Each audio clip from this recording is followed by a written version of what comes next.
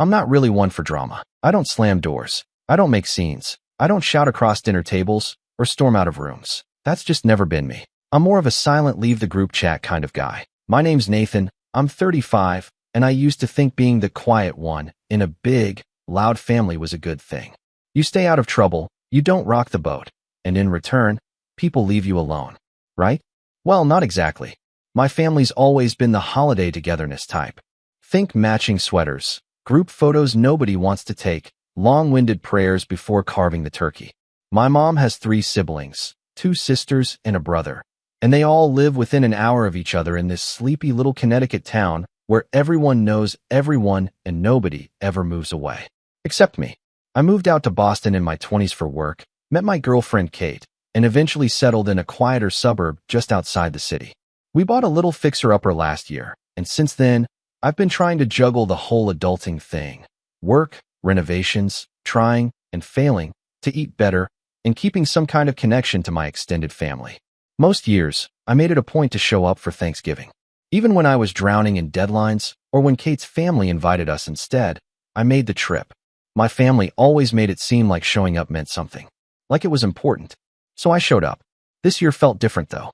In the weeks leading up to Thanksgiving, the group chat, which had been started years ago and was typically flooded with recipe swaps, memes, and Aunt Linda's cursed attempts at humor, went unusually quiet. I thought maybe people were just busy. I tried not to overthink it. But then Kate asked, "Hey, are you sure they know we're coming this year?" It was a good question. I hadn't RSVP'd, but I never had to. It was assumed. I'd gone every year for the past decade. Still, I decided to be proactive. I texted my cousin Abby. She's the one who usually keeps things organized, and said, "Hey, bringing a bottle of wine again. Anything else I should bring?" She replied 2 hours later, "All good. Looking forward to seeing you guys." So we packed up early Thursday morning, wrapped a bottle of Cabernet in a dish towel, and made the drive. 2 hours in light traffic, Spotify playlists, and gas station coffee, just like every year. I even wore the ugly sweater my mom got me last Christmas. I figured it'd get a laugh. When we finally pulled into the long gravel driveway, I remember thinking it looked dim. No cars. No laughter. No smell of stuffing or pies wafting out the windows. Just quiet. I figured we must be early.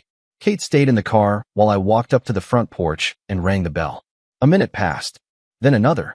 Finally, the door opened. It was my Aunt Marie. She looked surprised, not in the "oh wow you're early" kind of way, but in the "what are you doing here" kind of way. "Sorry," she said, blinking at me. "We thought you were still out of town." I stood there holding the wine, trying to process what she'd just said. "What? Didn't your mom tell you? We moved Thanksgiving to my house this year. We thought you were staying in Boston." I looked over her shoulder. The house was dark, empty. No smell of turkey, no laughter, no kids running around. She didn't say anything. I said quietly. I texted Abby. She said she was looking forward to seeing us. Marie gave a weird smile. The kind you give when you know something's wrong but don't want to deal with it. "Well, maybe next year," she said. "Happy Thanksgiving, Nathan." Then she gently closed the door. I stood there for a second longer, wine bottle still in my hand. I felt cold, but not from the weather. Kate rolled down the window from the car. "Everything okay?" I didn't answer. I just got in the car, placed the wine bottle in the cup holder like it was fragile, and started the engine.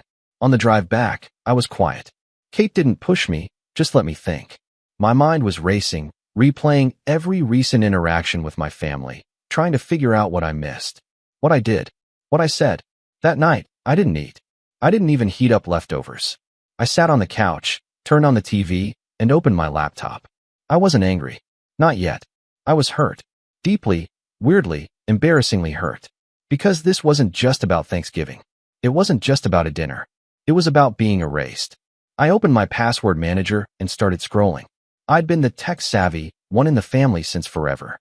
Anytime someone needed help setting up Netflix, or Amazon Prime, or Hulu, they came to me. Over the years, I created accounts, shared logins, even set up smart TVs during holidays. My mom used my Disney Plus. My uncle streamed sports through my ESPN Plus because he didn't want to pay for it. My cousin Abby still used the grocery discount card I registered for when I worked at Whole Foods years ago. My aunt streamed my Spotify playlist for her yoga classes. And I let them. I let them because it made me feel connected. Because even when I was the one living far away, it made me feel like I still mattered. I started removing devices, logging people out, changing passwords, one by one, quietly, calmly. They wouldn't notice right away. But over the next few days, the text would come. Hey, did Netflix kick me out? Is something wrong with Spotify? Can you check the Whole Foods app? And I wouldn't reply. Not yet.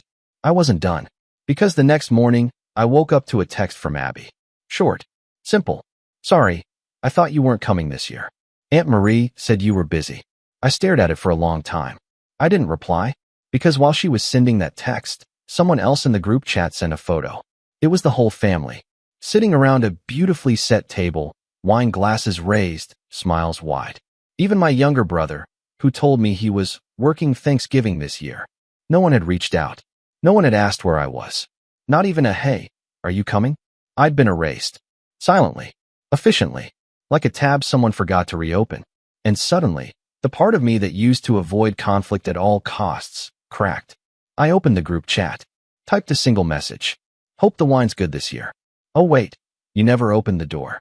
I hit send. Then I muted the chat. I had a plan now. One that would take time. One that would be quiet. Subtle. But oh, they'd feel it. Because if they could pretend I wasn't family, I could show them what that really meant. And I hadn't even gotten to the best part yet.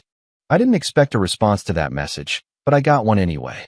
10 minutes after I sent it, Abby replied in the group chat with a weak, wait, what happened? Then, from my mom, Nathan, what's going on? Are you okay? Followed by my Uncle Greg. Is this about yesterday? There's been a misunderstanding. A misunderstanding. That word hit me harder than I expected. Like I'd tripped and fallen into the wrong movie script. How do you misunderstand someone standing on your doorstep with a bottle of wine, being told, we thought you were still out of town, and having the door shut on them? Kate looked over at me from the other end of the couch, one eyebrow raised. You okay? I showed her the messages. She didn't say anything for a second, then just shook her head. They're not sorry. They're just trying to patch it before it makes them look bad. She wasn't wrong. Still, I didn't respond. I wanted to wait. Let the silence do its work. The next day, I got the first text. Hey, it says your account is no longer active. Did something happen with Netflix? That was from my Aunt Linda. A few hours later, my Uncle Greg chimed in. Nate, ESPN Plus booted me out. Can you resend the login? I left them on read. It was like watching dominoes fall in slow motion. A gentle, passive sort of revenge. Nothing loud or cruel, just consequences. Boundaries. Something I hadn't enforced in years. 3 days later, my mom finally called. I didn't pick up. She left a voicemail, warm but brittle. Honey, we really need to talk. There's been a lot of confusion, and I think you're hurt, and I understand. But maybe we can just clear the air. That same day, Kate and I were putting up Christmas lights, a little early, but she wanted something cheerful around the house. While she wrapped garland around the banister, I went through the remaining shared accounts. Spotify gone. Amazon Prime, revoked. Instacart Family Plan, canceled. I even logged into my cousin Zach's HBO Max profile and renamed it Figure It Out. It sounds petty, I know, but it wasn't about the logins. It was about everything they represented. All the little ways I'd kept myself tethered to a family that didn't even notice they'd left me out in the cold. Every time I'd set up an account or shared a service, it was me saying, hey, I'm still here. I'm still part of this. And every time they used those services without so much as a thank you, it reminded me I was just a utility to them. A silent background presence. The tech guy? The good son. The one they didn't have to worry about. But I was done being convenient. A few days later, things got even weirder. Kate came into the living room holding her phone, her expression somewhere between confused and amused. Your cousin just Venmo'd me $8.99 with the caption for Hulu. I blinked. You're kidding. She showed me the screen. Should I send him a refund? I grinned. Nah, let him sit with that one. More calls started coming in. First from my mom again. Then Abby. Then Aunt Marie. None of them left voicemails after the first one. It was like they were hoping I'd eventually pick up if they just kept knocking. But I didn't. I waited. Because part of me wanted to see if any of them would say the actual words. We hurt you. We left you out. We're sorry. But they never did. Instead, they sent more passive-aggressive texts. Stuff like, hope everything's okay. We miss you. Don't let one weird holiday ruin everything. It was just a mix-up. That last one got under my skin. Just a mix-up. As if forgetting I existed, or pretending to, could be reduced to a technical error. A glitch in the group chat. I finally cracked a week later when I got a long, overworded email from my mom. Subject line: trying to understand. It started with, "We love you so much," and ended with, "We never meant to exclude you." But in the middle, it was all excuses. She wrote about how Thanksgiving had gotten too complicated to organize this year, how Aunt Marie offered to host last minute, how they thought someone told me, how maybe I should have followed up more directly if I wasn't sure. She even said, "You know how hard it is to coordinate everyone. Maybe you could have called to check in." That line right there, that subtle shift of blame, it flipped something in me. I stood up, walked into the kitchen, and just stared out the window at the quiet backyard for a long time. Then I went back to the couch, opened my laptop, and typed a reply. I didn't send it. Not yet. Because part of me wanted to see just how deep this rabbit hole would go. How long they'd let things fester before admitting what this really was, a choice. They chose to exclude me. And now I was choosing what to do next. But that wasn't the last straw. No. That came a few days later, a cold Tuesday afternoon, when I got a letter in the mail. Not a card. A letter. In an actual envelope. From my mom. Inside was a neatly typed note.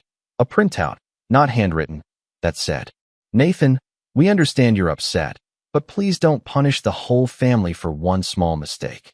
Your cousins are struggling without access to their learning apps and entertainment services.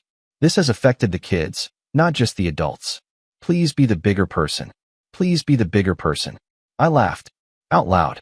Alone in the kitchen. Because here it was, the thing I'd been waiting for. Not an apology. Not accountability. But a plea to stop the consequences. To stop making them uncomfortable. That's when I made my decision.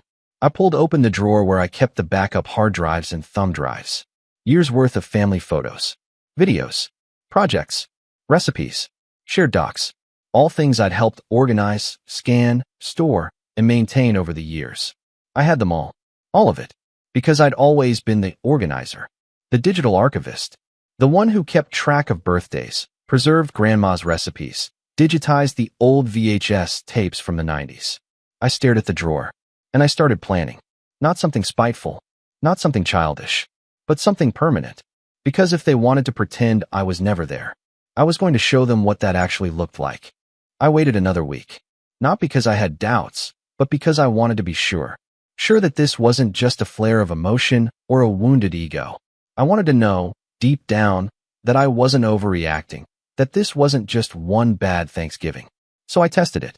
I posted an old picture of me and Grandma from Christmas 2018 in the group chat.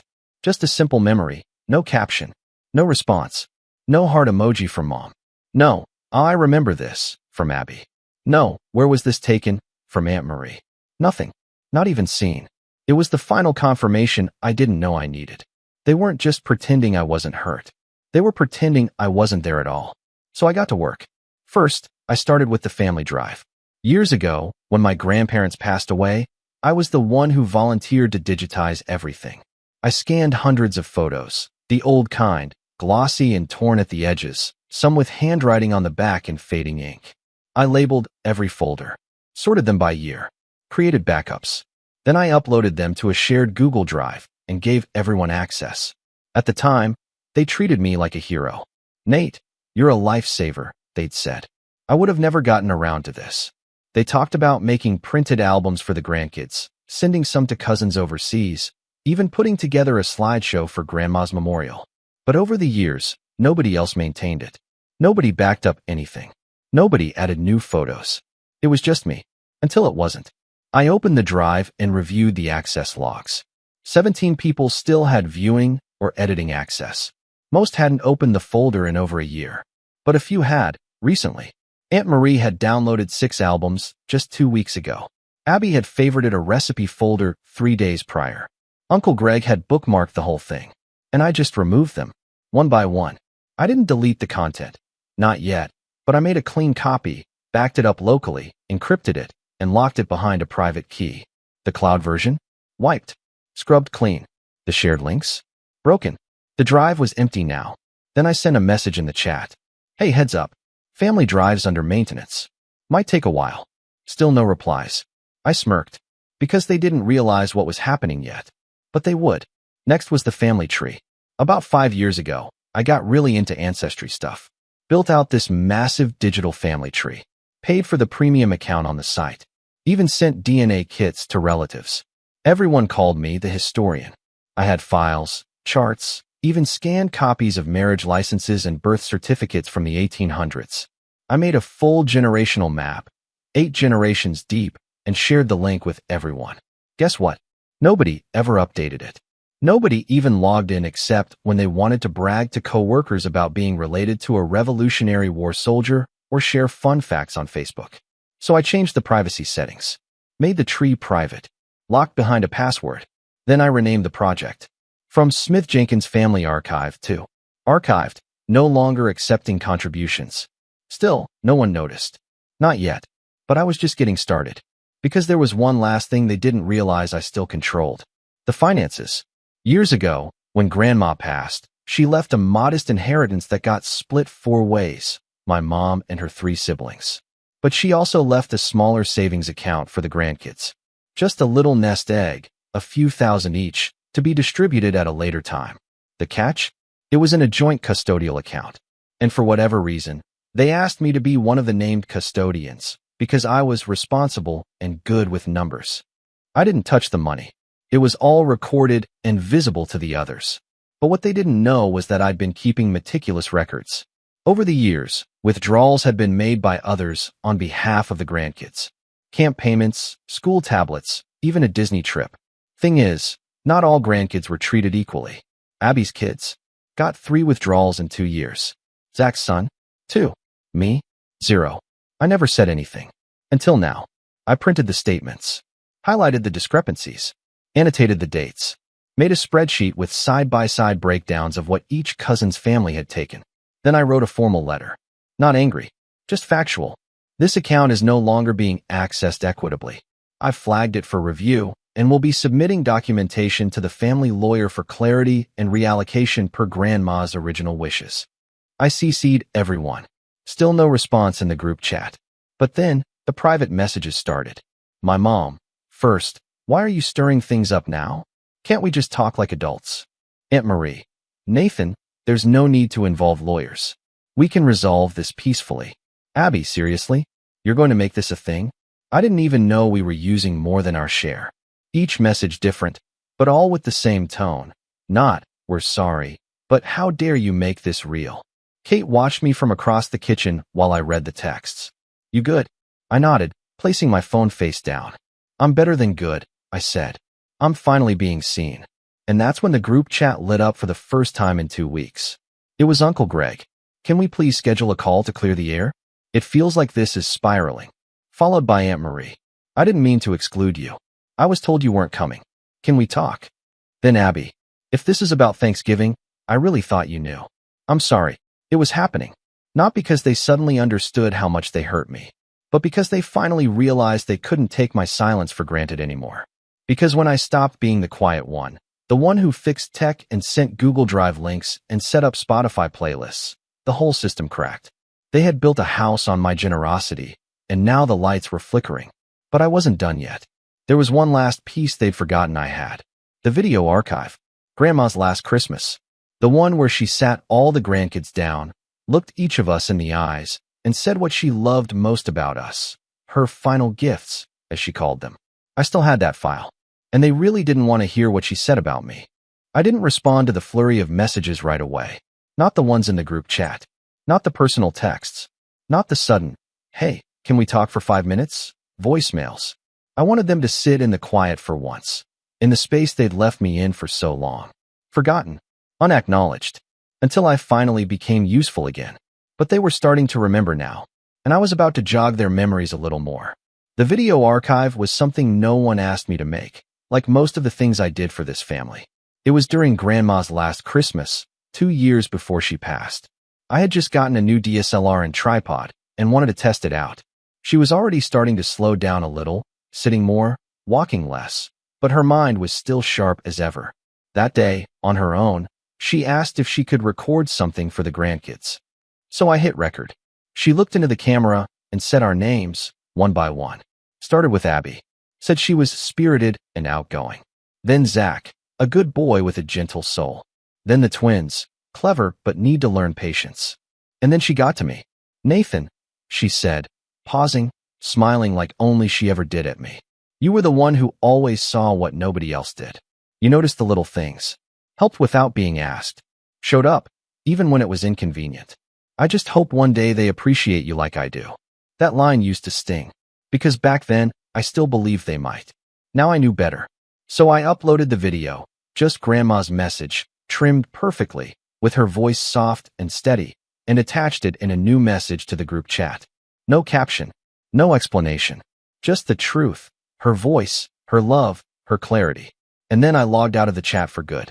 A few hours later, Kate came into the living room holding her phone with a strange look on her face.